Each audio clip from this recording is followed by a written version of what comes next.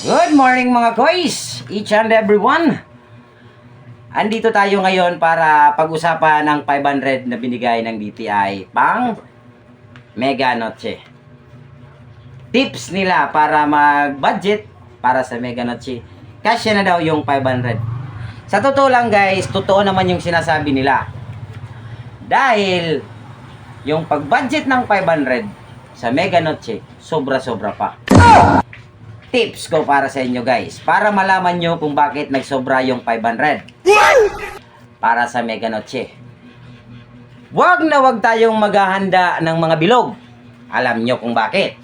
Sapagkat yung mga bilog na yan, igugulong lang ang ating swerte. Oh no!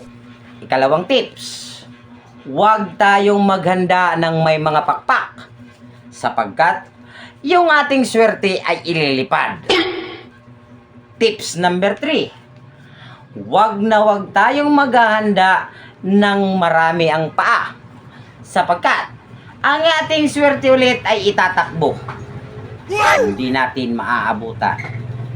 Pang-apat, wag na wag tayong maghahanda ng mga seafoods.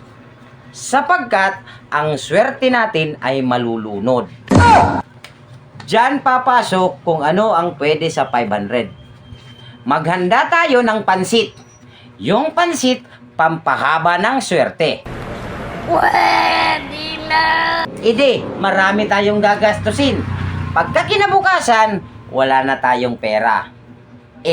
Wala na tayong pera kung sa amin madadarasan.